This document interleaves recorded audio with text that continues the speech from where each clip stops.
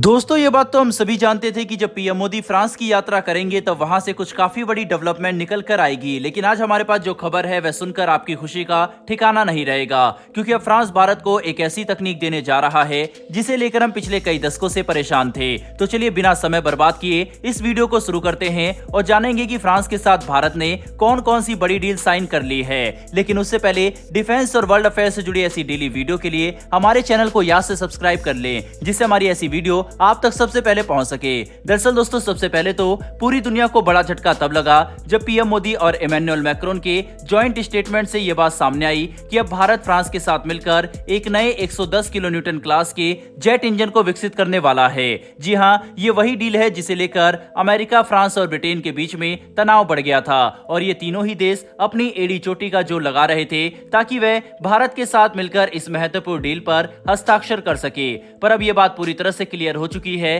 कि सैफ्रॉन और डीआरडीओ साथ मिलकर इस नए इंजन को बनाएंगे, जो कि आने वाले हमारे लगभग सभी फाइटर विमानों में इस्तेमाल किया जाएगा, खास करके एमका में। यहाँ पर हमें इस बात पर भी ध्यान देना होगा कि कुछ समय पहले ब्रिटेन और अमेरिका ने साथ मिलकर फ्रांस के हाथों से कई बिलियन डॉलर के न्यूक्लियर सबमरीन डील छीन ली थी, जिसके बाद फ्रांस खुद को काफी ठगा हुआ महसूस कर रहा था। लेकिन अब फ्रांस ने अमेरिका और ब्रिटेन के हाथों से भारत की बड़ी जेट इंजन डेवलपमेंट डील छीनकर यह बात साबित कर दी कि डिफेंस के क्षेत्र में फ्रांस आज भी एक बड़ा नाम है और अब भारत के साथ होने वाली इस साझेदारी की बदौलत फ्रांस यूरोप समेत दुनिया भर के डिफेंस मार्केट में अपना परचम एक बार फिर से लहरा सकेगा। साथ ही इससे भारत को काफी सारे बड़े बेनिफिट मिलेंगे, तो चलिए उनके बारे में भी समझते हैं। दोस्तों सबसे पहले तो ये बात कंफर्म हो चुकी है कि साल 2032 तक भारत फ्रांस के साथ मिलकर एक नए स्वदेशी इंजन का विकास कर सकेगा, जो कि आगे जाकर एमका और तेजस मार्क 2 में लगे अमेरिकी F414 इंजन को रिप्लेस कर सकते हैं। साथ ही इस नए इंजन को हम अपने हिसाब से अपग्रेड और अपडेट भी कर सकेंगे। इनकी मेंटेनेंस और ओवरहॉल के लिए भी हमें किसी दूसरे देश पर निर्भर नहीं रहना पड़ेगा। इतना ही नहीं बल्कि फ्रांस के साथ हम जिस नए इंजन को विकसित करेंगे उसकी 100% ट्रांसफर ऑफ टेक्नोलॉजी और इंटेलेक्चुअल प्रॉपर्टी राइट यानी IPR भी भारत के पास होगी। इसीलिए हमें इनके निर्यात के लिए भी किसी की परमिशन की जरूरत नहीं होगी। बता दें कि लेटेस्ट जानकारी के मुताबिक डीआरडीओ और सैफ्रॉन इस साल के अंत तक इस नए इंजन को विकसित करने के लिए एक रोड मैप तैयार कर लेंगे, जिसके बाद इसके डेवलपमेंट करने का कॉन्ट्रैक्ट और प्रोसेस तेजी से शुरू कर दिया जाएगा। यहाँ पर यह बात भी काफी इंटरेस्टिंग है कि फ्रांस भारत के साथ जिस नए इंजन को विकसित करने वाला है वह किसी मौजूदा इंजन पर आधारित नहीं होगा, बल्कि यह एक पूरा का पूरा नया इंजन होगा जिसकी टेक्नोलॉजी को नए सिरे से विकसित किया जाएगा। इसी वजह से हम इसका इस्तेमाल अपने नेक्स्ट जनरेशन फाइटर जेट में भी कर सकेंगे। इसके अलावा जहां एक तरफ जेट इंजन के क्षेत्र में भारत और फ्रांस बड़ी साझेदारी पर मोहर लगा चुके हैं, वहीं पर दूसरी तरफ दोनों देशों के बीच में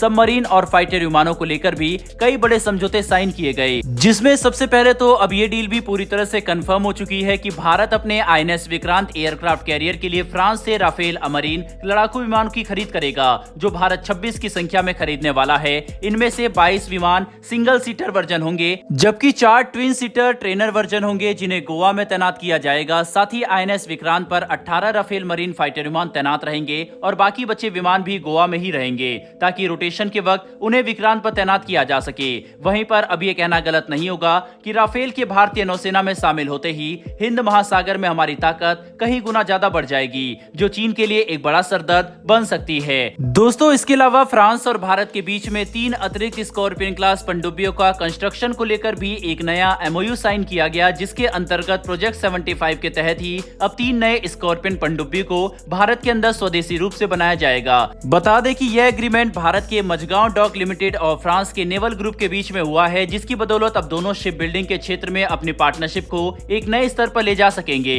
दोस्तों भारतीय नौसेना को पहले ही अपने 6 में से 5 स्कॉर्पियन पनडुब्बियां मिल चुकी है और प्रोजेक्ट 75 के तहत बनाई जाने वाली आखिरी पनडुब्बी इस साल के अंत तक भारतीय नौसेना को मिल जाएगी। ऐसे में 3 नए पनडुब्बियों का ऑर्डर न सिर्फ भारत के अंदर स्कॉर्पियन क्लास सबमरीन के प्रोडक्शन लाइन को रनिंग रखेगा, बल्कि इससे भारतीय नौसेना के सबमरीन बेड़े को भी एक बड़ी ताकत मिलेगी, जो हिंद महासागर में भारत के दबदबे को कायम रखने में काफी असरदार साबित होगा। अब दोस्तों इन तीनों ही डीलों में से कौन सी डील आपके लिए सबसे ज्यादा महत्वपूर्ण है, इंजन, राफेल अमरीन या फिर स्कॉर्पियन क्लास पनडुब्बी? अपनी राय कमेंट बॉक्स में लिखकर जरूर बताइएगा। साथ ही अगर आपको ये इन्फॉर्मेशन और वीडियो पसंद आई हो तो मेरी छोटी सी रिक्वेस्ट है कि नीचे दिए गए सब्सक्राइब बटन को दबाकर बेल नोटिफिकेशन को ऑन कर लें, जिससे हमारी ऐसी वीडियो आप तक सबसे पहले पहुंच सके। फिर मिलेंगे ऐसी एक नई वीडियो के साथ। धन्यवाद। जय हिंद।